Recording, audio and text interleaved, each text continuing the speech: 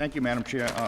My name is Robert Cushman, former Warwick City Councilman, school committee chairperson. What I've been doing for the past so many years is developing a database for municipal spending in Warwick, and I'm specifically taking a look at an impact analysis of what effect the legacy costs, pensions, and healthcare are having on the overall budget. And I think that's something that's missing from the discussion within this group. I just heard you talk about all the different 20-year improvement plans for all the cities and towns. And I think it's important to take a look at the impact of these additional costs are going to be on the current employees and on city services and even school services. So what I did, I have a handout here, and I just want to look at the liabilities over the last 6 reporting periods. And basically in Warwick, we've increased our liabilities by $100 million. That's the top chart on the left. And the chart on the right, we've increased our unfunded liabilities by $100 million. Now, if you go down to the next chart, what we've been talking about, what your group has been talking about, is the funding ratios and an improvement plan for police and fire one. And these figures are taken directly from actually some of the documents that you've actually passed out today for Warwick. So when you look at the 20.3% funding ratio for police and fire one, 2 years ago I came before this commission, and what I said is that you can't just look at one particular pension plan. And that's what this commission is doing. It's looking at a funding improvement plan for police and fire one. In my opinion, what you have to do is you have to look at the funding, the plans, the funding ratios for every single plan, so that chart is a trend analysis of what's happening with all the other pension plans in the city of Warwick. And when you take a look over the 6-year reporting period, the municipal plan has dropped about 10%, police 2 has dropped 17%, fire 2 has dropped about 5%. But overall, in the city of Warwick, we have a 50% funding ratio for our pension plans. And I think it's important to point out, whatever you mandate in terms of funding improvement plans for police and fire one, that will affect the amount of money that can go into maybe the other pension plans and also funding for everything else in the city of Warwick. The next chart below, I just wanted to give you an idea of the total debt in the city of Warwick. The unfunded total debt in the city of Warwick is about $800 million. This includes general obligation bonds, revenue bonds, and so when you look at the per capita debt in Warwick, you're looking at almost $10,000. So it's important to take a look at that. Now, the next chart, 10-year change in spending. This is where it's really phenomenal. If you look at city retired employee expenses, in 2004, it was $18.5 million. This is basically pension costs and OPEB costs. In 2014, it's $33.4 million. That's an 80% increase. Unsustainable, 80% increase. Now, let's look at active employees. Active employee costs 24.5%. 2.4% over 10 years. All other expenses, less than 4%. That's every other line item in the city of Warwick on the municipal side. I've been tracking this information for 10 years. I actually have a database of all the line item spending in the city of Warwick for 10 years. And then when you look at education spending, 16.2% over 10 years, less than 2% average per year. Now let's go down to the next chart. Over the last 10 years, the city side of the budget has received 52% of the new dollars been allocated to the city side of the budget. In the school side, the funding ratio went from 60% to 54%. You're almost at a 50-50 ratio between city spending and school spending, and I think if you talk to education experts, I was on the school committee in Warwick for 3 years. Usually the ratio is probably about a 60-40. So in Warwick now we're 54-46. And then this to me is the most dramatic chart to look at the bottom. This is new tax dollar allocation from 2004 to 2014. During that 10-year period of time, there was about $30 million in new tax dollars that were put to the city side of the budget. 14.9 million, $15 million, 51% of that new tax dollars went for retired employee benefits. The other 45% went for active employee benefits, salary increases, longevity, health care, and whatnot. The most alarming figure is all the expenses. Less than 3 cents on the dollar went to every single other line item in the city budget. So you know, when you take a look at this report, and I'm glad I was able to come here today when you were looking at the city of Warwick. These numbers came from, a lot of these numbers from this Police and Fire 1 report. You need to take a look at, like I said, what effect is happening in terms of other spending. And my suggestion, 2 years ago, I came before this commission and I said, you have to look at the overall ratio, but another thing that you really need to do, you know, what I did here in this analysis, any city and town can do. You need to do an impact analysis. I'm a business analyst by trade, so I deal with numbers every single day. And you need to look at that, and I think any city and town can take a look at the last 5 years, 10 years, and look at where is the money being allocated. Let me show you this last chart, because this last chart comes from the exhibit that you passed out. This is the 20-year funding improvement plan for Police and Fire 1.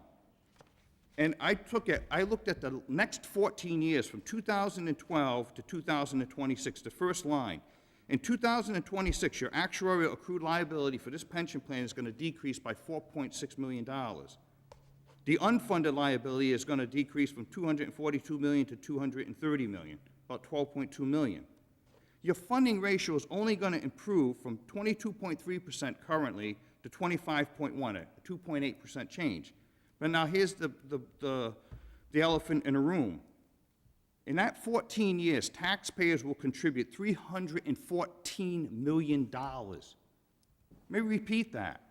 In 14 years, taxpayers will contribute $1/3 billion to knock off $4.6 million in accrued liabilities. It's unsustainable when we take a look at the impact on the other budgets. Now, Mr. Joseph Newton is the state actuarial, and he's also the city of Warwick's actuary. And he came before this pension commission, and he went over this report. And, you know, in the mayor's budget address, he addresses this, that he came before this commission, and he reaffirmed that this was an effective plan. And I know Mayor Avedisian said it was a reasonable plan, too. But it was interesting. After he presented this plan to that commission, that night he came and testified before the Warwick City Council. And one of the city councilmen asked Mr. Newton, you know, whether this plan, does he look at any of the other spending, any of the other budget information? And what Mr. Newton said, just to paraphrase, it's not my job to tell you whether Warwick can afford this improvement plan. It's my job to tell you how much it costs. So Mr. Newton, the actuary, is not looking at the impact of this one improvement plan at all other spending in the city. And all I'm saying is that, you know, this commission's done some good work. You've made communities file these reports, but you need to take this an extra step. You have to look at the overall picture. We just went through, I don't know, 20-something reports of improvement plans for all these cities and towns. And not one time did I hear anybody say what is going to be the impact of this spending on education, on the employees. You know, the active employees in Warwick haven't got raises for 3 years. You know, to me, they deserve to be getting some raises. So, you know, just to finish up here, if anybody has any questions, like I said, I've had a database of 10 years' worth of information. I've worked with Suzanne years ago when I was on the Warwick School Committee, and I know this commission can easily mandate that cities and towns perform the same kinds of analysis that I did. Thank you very much. Thank you, Mr. Cushman. Any other public comment?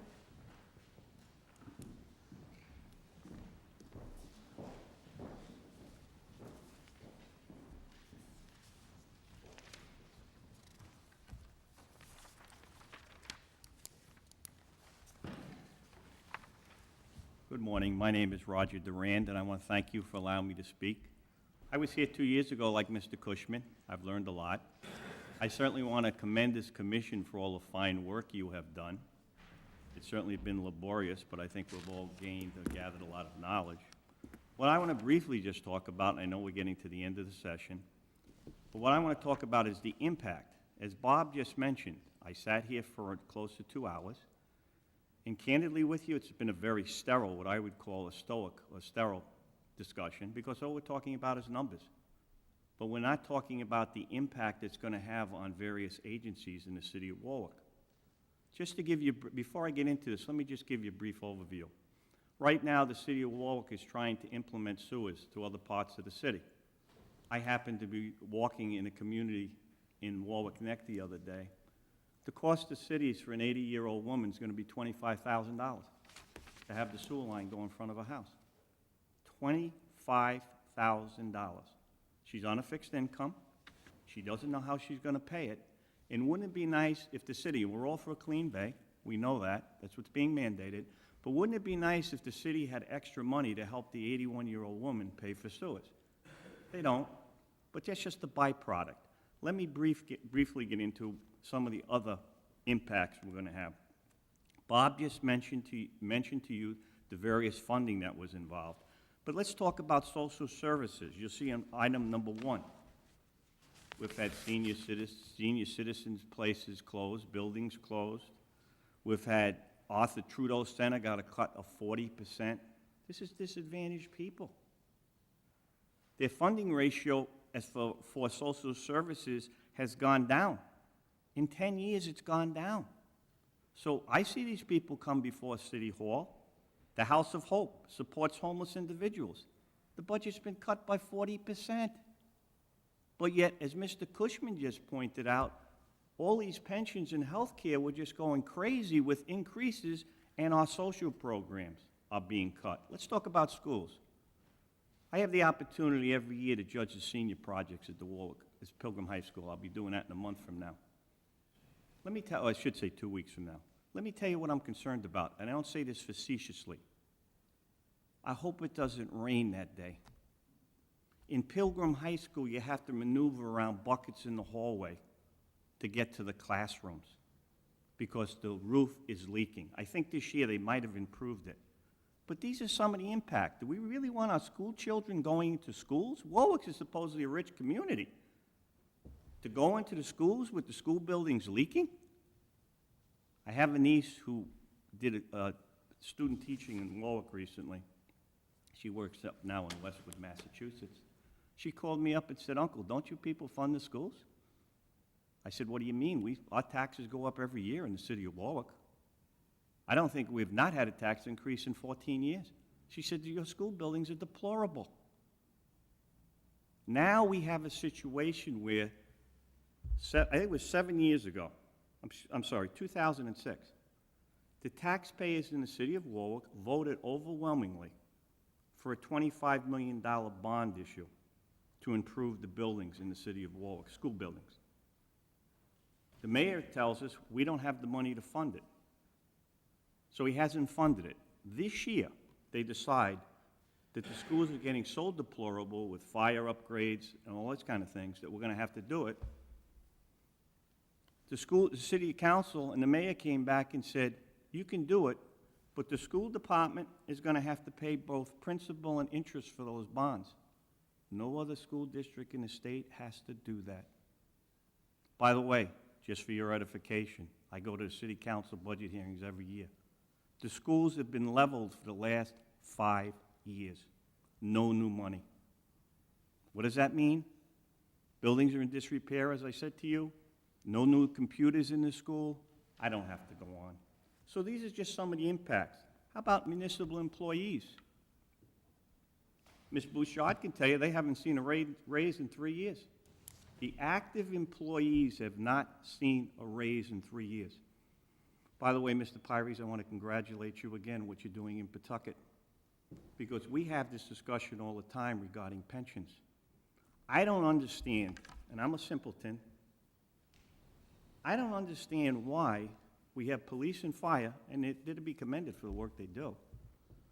But police and fire, we have unfunded liabilities of $250 million. That's the real elephant in the room, police and fire one. And yet we're giving COLA increases? Am I missing something? A 3% COLA increase? Ms. Bouchard can tell you the municipal workers haven't seen a raise in their pensions, I think it's 5 years. And by the way, we're not talking small pensions here. I see in Pawtucket, I was just listening to the discussion, anyone who makes less than $30,000 is going to see a COLA increase, anything above. Well, let me tell you, we have fire chiefs who are now, we have one gentleman who's a state fire marshal who retired at $85,000 a year with a 3% COLA and lifetime health care. By the way, when we talk about lifetime health care in the city of Warwick for retired employees, we're talking about a Cadillac plan, Husband and wife, no co-pays at all, 0 co-pays. So again, some of the issues that have to be addressed. The last point, let's talk about public works. As I maneuvered around the potholes in my neighborhood to get here this morning, you will note in the city of Warwick, their capital budget has been cut by 63% in the last 10 years. So again, I do appreciate your time, but I really think that everything I discussed here is germane to most cities here in the city of Warwick, in the state of Rhode Island. I think they're confronted with the same problems, and I have to be candid, I'll leave you on this note. Just spent a month in Florida, whole different scenario. Taxes are going down, level funding on their pension programs.